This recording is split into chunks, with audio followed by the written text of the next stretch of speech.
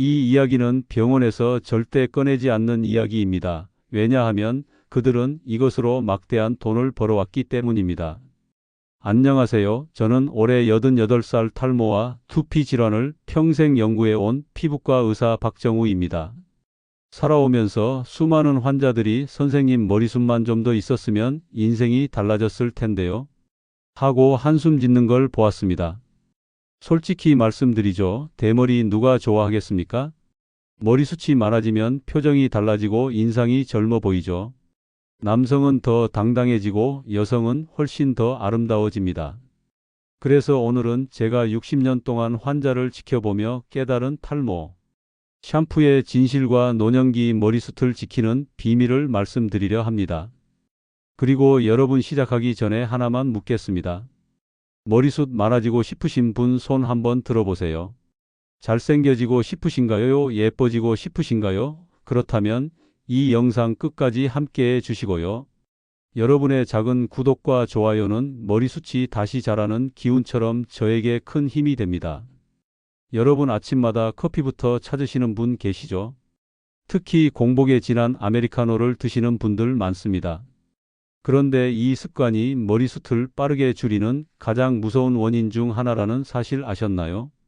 실제로 제 환자 중 한 분이 있었습니다. 72세 여성 환자였는데 평생 머리숱이 풍성하다고 주변에서 부러워하던 분이었습니다. 그런데 은퇴 후 하루 일과가 바뀌면서 아침마다 공복에 커피를 마시는 습관이 생겼습니다. 식사 대신 커피 한 잔으로 하루를 열다 보니 몇 년이 지나자 정수리 부분이 급격하게 행해지기 시작했습니다. 처음에는 나이 탓이라 생각하며 가발을 쓰기 시작했는데 어느 날 손주가 할머니 머리 왜 이렇게 없어졌어? 라고 묻는 순간 눈물이 터졌다고 하셨습니다. 그때서야 병원을 찾으신 거죠. 검사 결과는 명확했습니다. 공복 상태에서 진한 카페인을 섭취하면 위와 간이 긴장 상태가 되고 이때 혈액이 소화기관으로 몰리면서 두피 쪽 혈류가 떨어집니다. 혈액순환이 줄면 모근에 영양이 제대로 공급되지 않고 모발이 얇아지면서 탈락이 가속화되는 겁니다. 특히 여성 탈모는 남성보다 눈에 띄게 진행되기 때문에 더 큰 충격을 주죠. 저와 상담 후 이분은 아침 습관을 바꾸었습니다.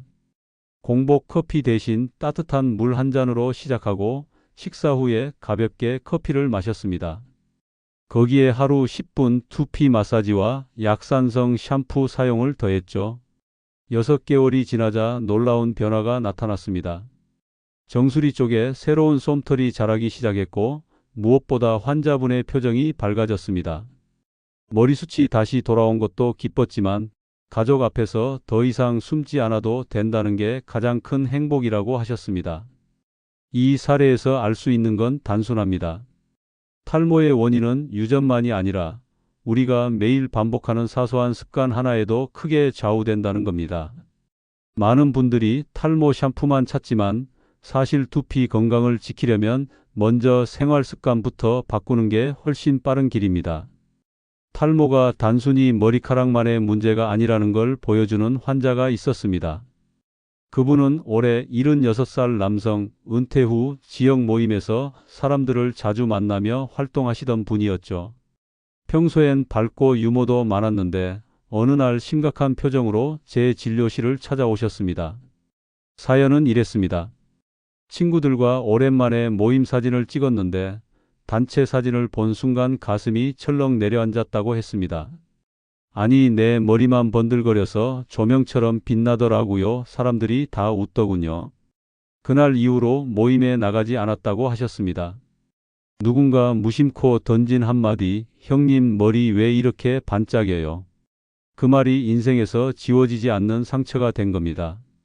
이분은 젊었을 때부터 술과 담배를 즐겼고 특히 스트레스가 많은 날엔 밤늦게까지 안주와 술을 먹고 그대로 잠드는 습관이 있었습니다. 문제는 그 생활이 수십 년간 이어지면서 두피 혈관이 점점 약해지고 모낭이 망가졌다는 겁니다. 실제로 대한피부과학회가 2021년에 발표한 자료에 따르면 과도한 음주와 흡연은 두피 혈관의 산화 스트레스를 증가시켜 탈모 위험을 2배 이상 높인다는 결과가 있습니다. 즉, 이분의 오랜 생활 습관이 결국 탈모를 가속화한 겁니다. 다행히 치료와 생활 교정을 시작하면서 조금씩 변화를 보였습니다. 술은 일주일에 한두 번 가볍게만 줄이고 금연을 실천했으며 자기 전 두피 마사지를 습관화했습니다. 1년 뒤 다시 모임에 나갔을 때 예전과 달리 머리에 작은 솜털이 자라난 걸 본 친구들이 놀라워했다고 합니다. 무엇보다 중요한 건 환자분의 말이었습니다. 머리숱이 조금 생겨서 좋은 게 아니라 사람들 앞에서도 부끄럽지 않은 내가 돌아왔다는 게 기쁩니다. 이 사례는 우리에게 큰 교훈을 줍니다. 탈모는 겉모습의 문제만이 아니라 때로는 사람과의 관계, 나의 자존심, 인생의 추억에까지 깊은 상처를 남길 수 있습니다. 그래서 저는 늘 말씀드립니다. 비싼 샴푸보다 먼저 습관과 생활을 고치는 것이 진짜 탈모 치료의 시작이라고요. 나이가 들어도 사람 마음은 똑같습니다. 누군가를 사랑하고 그 사람 앞에서 멋져 보이고 싶은 마음 말입니다. 저 역시 평생 환자를 돌본 의사였지만 젊은 시절 한 여인을 사랑하면서 제 외모에 처음으로 진심이 되었습니다. 저보다 3살 어린 그녀는 늘 단정한 머리와 밝은 미소를 가진 분이었죠. 그 앞에만 서면 괜히 제 이마가 더 넓어 보이고 빠지는 머리카락이 신경 쓰였습니다.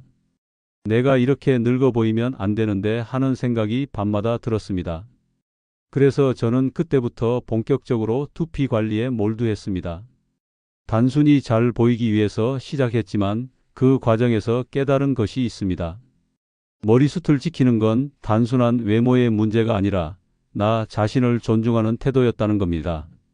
제가 그때부터 실천한 방법들을 말씀드리겠습니다. 첫째, 머리를 감는 시간을 바꿨습니다. 대부분 아침에 급히 씻고 나오시죠. 하지만 저는 저녁마다 두피를 세정했습니다. 낮 동안 쌓인 먼지와 땀, 피지를 밤새도록 두피에 방치하는 게 탈모를 가속화한다는 걸 알게 된 겁니다. 둘째, 뜨거운 물 대신 미지근한 물을 사용했습니다. 많은 분들이 뜨거운 물로 머리를 감으면 개운하다고 생각하시지만 사실은 두피의 보호막인 피지층을 과도하게 벗겨내어 모근을 더 약하게 만듭니다. 미지근한 물은 두피 혈액순환을 돕고 자극은 줄여줍니다. 셋째, 두피 마사지 습관을 들였습니다. 사랑하는 그녀를 만나러 가기 전 거울 앞에서 손끝으로 두피를 꾹꾹 눌러주며 마사지를 했습니다.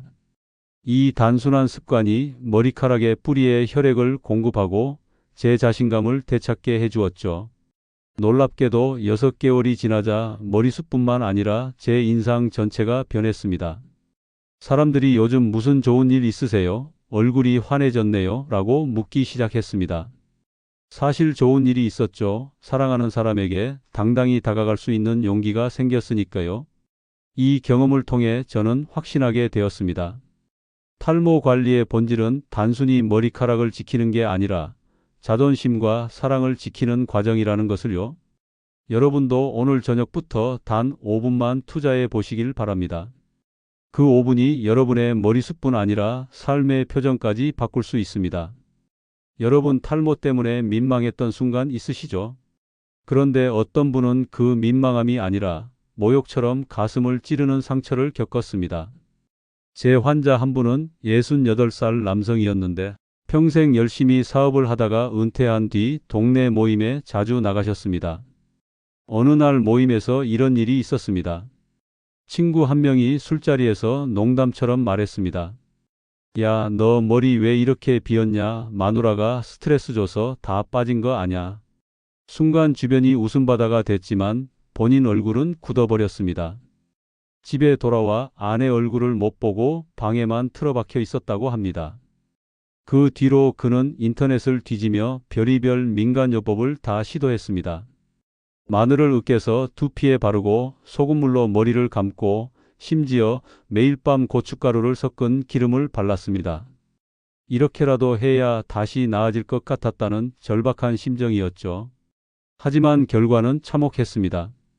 두피가 심하게 염증을 일으켜 머리숱은 오히려 더 줄었고 피부까지 손상돼 진료실에 오셨을 때는 거의 울먹이고 계셨습니다. 여러분, 여기에 중요한 의학적 사실이 있습니다. 대한피부과학회와 미국 피부과학회 모두 2020년 발표에서 민간요법의 장기간 사용은 두피 손상을 유발하고 오히려 탈모를 악화시킬 수 있다고 경고했습니다. 그럼에도 불구하고 이런 방법들이 입소문을 타는 건 탈모 환자의 절망을 이용해 돈을 벌려는 상술일 뿐입니다. 저는 그분께 말했습니다.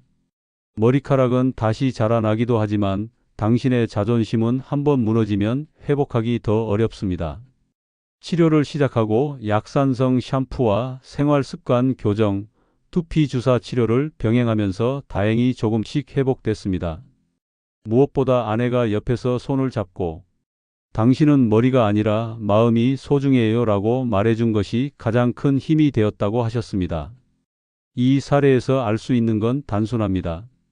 탈모는 혼자서 싸우다간 망가지기 쉽습니다. 잘못된 민간요법, 주위의 농담 같은 상처, 이것들이 탈모보다 더 큰 상처를 남깁니다. 그래서 반드시 전문가와 함께 그리고 가족의 지지 속에서 관리해야 합니다. 사실 저도 탈모에서 자유로운 사람이 아니었습니다.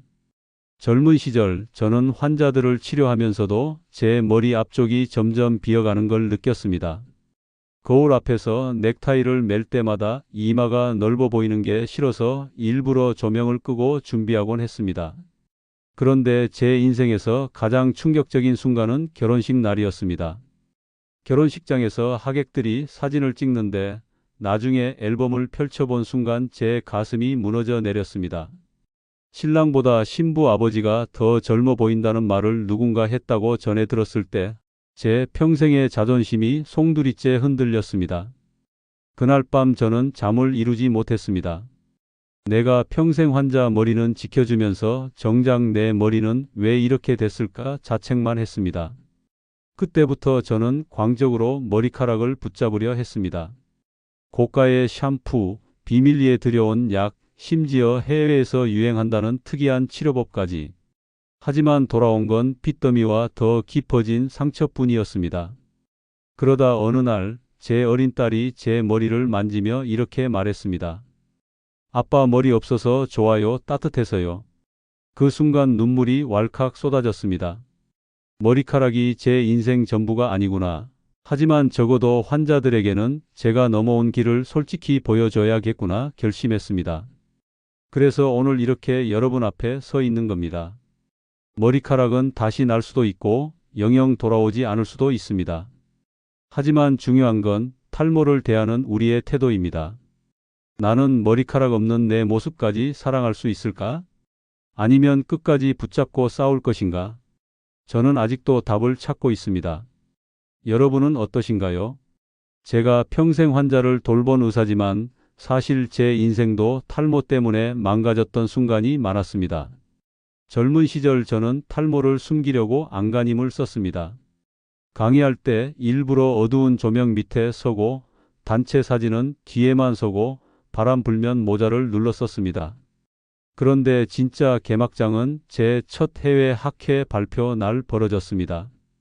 그날 수백 명 의사 앞에서 발표를 하는데 갑자기 한 외국 교수가 제 PPT 대신 제 머리를 가리키며 농담을 던진 겁니다. 이 사람은 탈모 연구를 몸소 증명하고 있군요. 순간 강당 전체가 웃음바다가 됐습니다.